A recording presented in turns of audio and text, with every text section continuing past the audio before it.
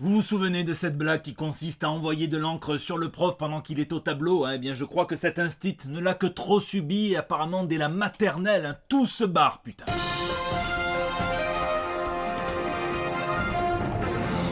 Bon après je vais peut-être vous choquer mais je trouve ça intolérable, hein. Je suis papa, je pense qu'il y a quand même des limites à tout et que ça ne devrait vraiment pas passer. Personne ne devrait avoir ces petites éditions de la jeunesse de Picsou chez Glénat. Tout le monde devrait avoir celle de chez Hachette, hein. Pas celle-ci, celle de 1998 qui est une des meilleures, hein. Ou alors en VO c'est Fantagraphics, mais c'est ce format qui rend le plus hommage au dessin de Don Rosa. Voilà, tu le sauras. Certains me diront de toute façon avec ce qu'il a dans les yeux, d'ici 4 mois il est aveugle, donc les détails il s'en tape. Ah non, c'est pas automatique, hein, les tatouages dans les yeux qui rendent aveugle. Et lâchez cet homme, hein, la seule chose qui doit être vierge chez un instit, c'est pas sa peau, c'est son casier judiciaire. Et en parlant de choses qui fracassent la rétine, on a lancé ce week-end pour le Batman Day la communication autour du jeu de rôle Batman Gotham City qu'on vous prépare avec Monolith, hein, avec ses superbes illustrations d'Anthony Jean, ses illustrations aussi d'Olivier Sanfilippo qui nous fait la carte de Gotham, hein, qui sera en grand format et qui sera largement détaillée dans le guide de Gotham que coécrivent Xavier Fournier et Alex Nikolavitch. L'accueil est complètement fou, je vous remercie. Et avec Anthony Jean, avec Olivier Sanfilippo, il y aura de nombreux artistes internationaux qui vont illustrer le projet. Je pense que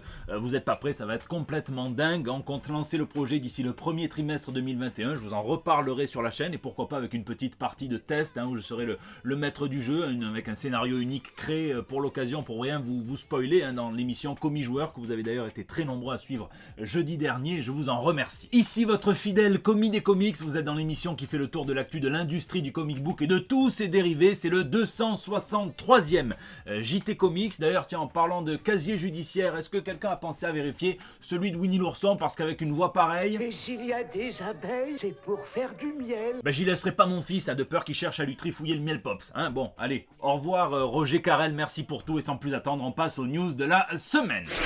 Le grand journal. José Garcia et Antoine Decaune vous manquent. Eh bien rassurez-vous, désormais c'est Iron Man et Thor qui prennent leur place puisqu'ils se sont fait une farce digne du duo comique de l'âge d'or du grand journal, hein, avec Thor qui révèle le numéro de Tony Stark au monde entier, hein. Alors je vous dis pas pourquoi, c'est dans le numéro 7 du Thor de Donny Cates et Nick Klein, mais en tout cas le numéro, hein, c'est une opération de com par Marvel, c'était un vrai numéro et quand on appelle on tombait sur Iron Man exaspéré à cause de l'autre abruti de Grand Blanc. Ah du coup on peut tout imaginer, hein, c'est peut-être Thor qui était responsable de la destruction de la maison côtière là vers Malibu de Tony Stark dans Iron Man 3, puisqu'apparemment c'est aussi facile de la détruire, hein, que de repérer Christian Quesada aux abords des collèges à la sortie, hein, à sa grande époque à lui. C'est peut-être pour ça aussi que Captain America a dévoilé tout seul lui-même, hein, son petit Mjolnir en photo la semaine dernière, hein, pour couper l'herbe sous le pied de l'Asgardien. Et en tout cas on verra comment Iron Man compte se venger de tout ça. Vert et rouge. Pendant qu'on s'amuse à nous reporter des films de meufs mortes ou antidatées, hein, eh bien Disney nous a donné des bonnes nouvelles en mode Two Women One Club, hein, le club des héroïnes qui déchirent. Hein, la première c'est assez littéralement ses vêtements, hein, quand elle est verte de rage, puisque l'actrice Tatiana Maslany aurait été choisie pour incarner She-Hulk. Alors il n'y a rien qui a été officialisé par Disney, mais Mark Ruffalo a souhaité la bienvenue à sa cousine. Boss Logic qui est allé de son petit fanart, deux scénaristes qui ont travaillé sur le personnage, Charles Soule et Dan Slott, ont dit que c'était parfait, et Phil Noto a même fait un petit dessin pour déjà immortaliser l'actrice dans le personnage, et il ne manque plus que l'aval de John Byrne pour que tous les feux soient au vert. L'autre c'est la réalité qu'elle déchire, hein, et j'ai été soufflé par le trailer de WandaVision, un projet qui m'excitait déjà vraiment beaucoup et qui m'excite encore plus désormais, hein. Je trouve que les deux acteurs, Elizabeth Olsen et Paul Bettany, fonctionnent super bien ensemble, il y a une vraie alchimie, et en plus ça tire, hein, ça vient quand même le modifier, mais on sent quand même l'inspiration du comics de Tom King, Gabriel Valta et Hernandez, donc c'est génial. Ça joue avec le temps, avec la réalité, ça a l'air complexe, mais c'est pas Nolan qui l'écrit, hein, et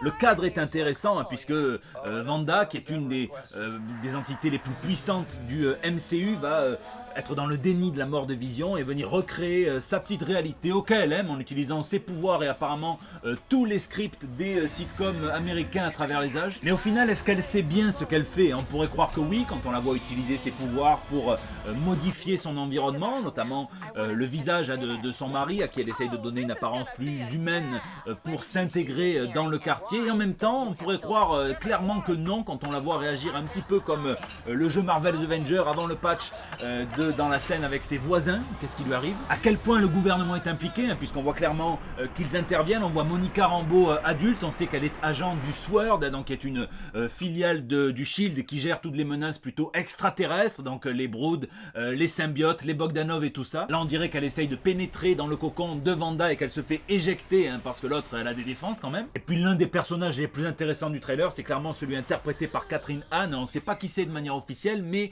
certains disent que ça serait Agatha Harkness, hein, une vieille sorcière très ancienne qui a la particularité d'avoir été la nounou de Franklin Richards et deux, celle qui a appris la magie à Wanda, hein, donc en CAP sorcellerie, c'est bien connu. En tout cas, elle a l'air d'en savoir un petit peu plus que tout le monde dans le trailer et c'est ça qui est intéressant. Donc je sais pas vous, hein, mais moi c'est clairement cette série qui va me faire lâcher mon petit abonnement Disney+, hein, ajouter à ça tous les petits clins d'œil aux comics. On avait vu le costume des comics, hein, old school de Wanda, là on a vu celui de Vision, on a vu aussi un M qui rappelle très clairement un autre comics de réalité parallèle avec Wanda, House of M, la maison M, et d'ailleurs ce plan pourrait devenir House of Mem, puisque qui n'a jamais rêvé de siroter un petit verre de maison du mépris. Pas de date de sortie, mais on sait que c'est avant la fin de l'année, hein, et comme selon le type au menton qui fera un super niveau pour le remake de Tony Hawk, eh bien il faut que tout soit équilibré. Disney les a repoussés, mais on nous promet qu'on aura 2 mecs en 2021, puisque le Faucon prendra sous son aile le bras droit des fesses de l'Amérique.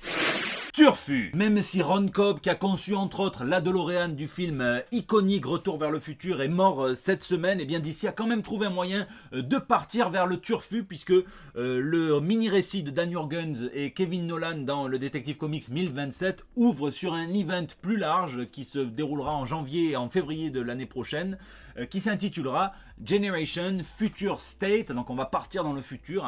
Jurgens promet que ce n'est pas du tout un projet de Generation qui a été recyclé. On ne peut que spéculer. Est-ce que ça va être un Batman Beyond version 3? On verra bien ce que le futur de DC nous réserve, mais en attendant c'est un futur qu'on pourra suivre en digital, hein, et que ceux qui aiment bien lire sur tablette et qui étaient frustrés que le catalogue de comics de l'application DC Universe ne soit pas accessible en dehors des États-Unis se rassurent, hein. L'application a bouffé un petit super bonbon, elle évolue, elle devient DC Universe Infinite et elle perd toutes ses séries originales qui migrent vers HBO Max, mais elle se spécialise dans les comics et il y aura un catalogue de pas moins de 24 000 titres, dont certains créés exclusivement pour l'application. Ça sera disponible dès le début d'année prochaine pour les États-Unis et puis dès l'été prochain pour le reste du monde, à condition évidemment de payer les 8 $ par mois ou les 75 $ par an d'inscription.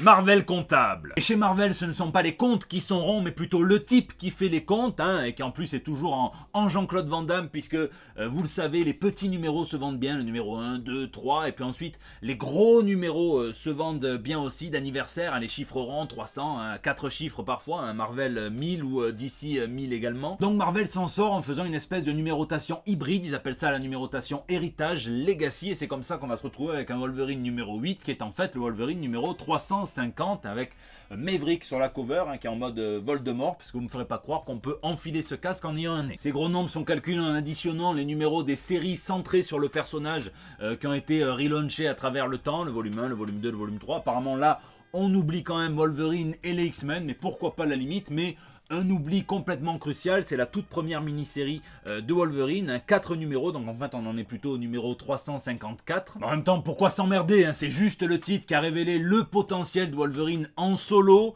Il est dessiné par un petit no-name qui s'appelle Frank Miller et il est scénarisé par un type qui a pas fait grand-chose chez Marvel, qui s'appelle Chris Claremont, hein, donc c'est normal qu'ils aient oublié. Évidemment que je blague, hein, ils ne l'oublient pas leur Chris Claremont, hein, puisque c'était le cas il y a 2 ans, je pense que c'est encore le cas, hein, mais c'est quand même l'un des rares, voire le seul auteur Marvel à être payé en contrat d'exclusivité et à ne pas être employé pour écrire des comics, hein. À ce stade-là, c'est vraiment qu'ils veulent le garder jusqu'à sa mort, ils veulent posséder son cadavre. Sauf qu'il y a un type qui a dû réaliser les salaires en numérotation héritage qu'il lui versait, qui a dit ah bah tiens, pour son anniversaire, il va nous faire un cadeau, on va avoir droit à un numéro spécial, 80 pages, entièrement écrit par Chris Claremont, avec des personnages exclusivement qu'il a créé, co-créé lui, et on va le remettre avec des artistes emblématiques, notamment Bill Sienkiewicz. Il n'y aura pas John Byrne, c'est dommage. L'histoire est simple, ça sera Danny Moonstar qui va partir dans l'espace pour aller se battre contre le roi d'ombre, et donc voilà, joyeux anniversaire Monsieur Claremont. Indé penchant. Que se passe-t-il chez les indépendants? Eh bien, je suis très content pour l'artiste Ariela Cristantina, que j'ai eu le plaisir de côtoyer quand j'étais chargé d'auteur chez Snorgle Comics. On a fait un Angoulême ensemble et elle va être associée à Monsieur Scott Snyder et elle va réaliser un comic sur son label indépendant qui s'appellera Chain et qui sera une espèce de comics d'énigmes un petit peu à la Cluedo pendant la fin du monde, situé dans l'Arctique. Il commence à y avoir un petit thème qui se dégage du Best Jacket Press quand même. On lui doit des storyboards de Matrix, on lui doit les très très bons Maestros et We Stand on Guard. Steve Skroce s'apprête à sortir Post-American, comics qui va écrire et dessiner entièrement lui-même, colorisé par Dave Stewart, voilà la classe. Un comics post-apocalyptique qui racontera l'histoire d'un bunker qui était censé accueillir toute l'administration américaine et l'élite des citoyens. Quand ça a fini par foirer, parce que ça finit toujours par foirer, eh bien l'administration, ceux qui permettaient de gérer le pays, n'y sont pas arrivés, donc tout est parti en couille, c'est devenu Mad Max en gros. L'élite des citoyens est arrivée, 80 ans plus tard, il y en a un d'entre eux qui décide d'aller essayer de faire un petit peu de politique et de séduire tous ces joyeux punks à chiens qui se sont répandus dans les 51 États des États-Unis. Et si vous ajoutez à ça une meuf des contrées désolées qui a soif de vengeance, non pas de pétrole, eh bien ça risque de faire un comics qui est très très bon, classique le pitch, mais ça donne envie rien que parce que c'est Steve Skroce. Lisez. Alors cette semaine, le gros coup de cœur, je le sentais venir, je vous en avais parlé la semaine dernière, mais Murder Falcon de Daniel Warren Johnson. C'est un comics qui sent bon. Moi j'adore ces comics que tu sens que c'est des projets passion, c'est le bébé de l'auteur, même un petit peu plus que ça sent même le projet exutoire, puisqu'il y a une grosse part d'émotion, une part il vide un petit peu sa souffrance, mais alors d'une manière complètement délirante dans l'exécution, parce que c'est plein d'action. En gros l'histoire c'est des créatures qui veulent s'emparer de la terre, et le seul rempart contre elles c'est la force du métal, donc ça parle de musiciens, de métalleux, d'instruments totems qui libèrent des créatures qui peuvent lutter contre les forces du mal. C'est complètement excellent, c'est aussi plus profond que ce qu'on pourrait croire, notamment dans la psychologie des personnages. Le chara-design est d'enfer.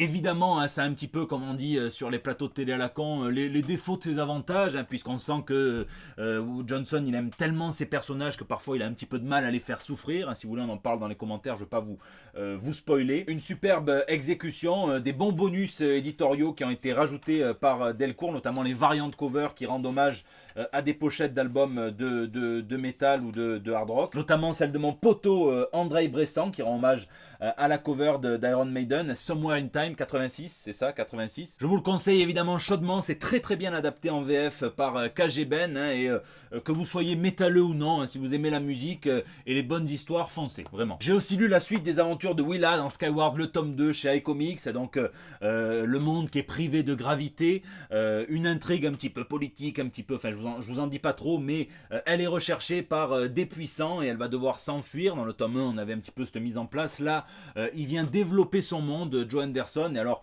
Lee Garbett fait un travail formidable, donc vraiment je vous le recommande aussi. J'ai aussi prévu d'écouter les Phoenix, puisqu'on parlait de Chris Claremont, mais Arnaud Kikou, Babadook, à Corentin, les ex de Comics Blog, qui ont refondé leur propre projet qui leur appartient, c'est leur bébé cette fois, ça s'appelle First Print, c'est un podcast sur les comics, il n'y aura pas moins de 7 formats différents et d'autres seraient à venir, donc une petite intro au saxophone qui rappelle la grande époque des films érotiques allemands sur M6 à 23h45, tu connais. Pour la première, ils ont quand même fait les choses en grand, puisqu'ils ont invité Mathieu Bablé, l'auteur entre autres de Shangri-La, d'Adrasté et du dernier que je dois me procurer, un Carbone et Silicium. Donc voilà, je crois qu'il y a 1 heure avec lui, donc je vais essayer de m'écouter ça dans la semaine. Je vous mets le lien dans la description, ce sera plus simple. Je vous laisse me dire ce que vous avez geeké ou ce que vous avez lu dans les commentaires. J'espère que vous avez lu le one-shot de la semaine dans El Bando del Pueblo, dessiné par Alric, qui s'apprête à sortir son projet sur Ulule. Il va faire son comics, une 20aine de pages. Je vous en reparlerai au moment où ça sort à la fin du mois, mais quoi qu'il en soit, je participerai, je vous en reparlerai. Cette semaine, c'était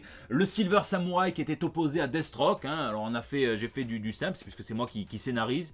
Deathstroke s'est fait défoncer, mais voilà, bon, vous n'êtes pas obligé d'être d'accord, mais en tout cas c'était très fun à écrire et je pense que Alric s'est régalé à le dessiner. La semaine prochaine, Superman affrontera Captain Marvel. c'est la fin de ce JT, je vous remercie de l'avoir suivi, merci à tous ceux qui regardent, qui mettent des pouces bleus, qui partagent sur Facebook, qui tweetent, qui retweetent, qui m'incorporent dans des stories, encore une fois, les JT n'arrêtent pas d'avoir plus d'abonnés, plus de vues, donc c'est grâce à vous, hein. Merci beaucoup. Je vous laisse réagir dans les commentaires, hein, sur YouTube où je réponds à chacun d'entre vous, sur les réseaux sociaux également, c'est là que vous me laissez les petits messages pour El Bando del Pueblo, votre espace de liberté depuis maintenant 5 ans, hein, 263 semaines consécutives. Je vous fais des bisous et je vous donne rendez-vous la semaine prochaine pour des nouvelles toutes fraîches. Ah non, Donny Cates va trop loin là, apparemment c'est Jacques Chirac et François Hollande qui sont les nouvelles victimes des symbiotes. Ah, c'est un carnage.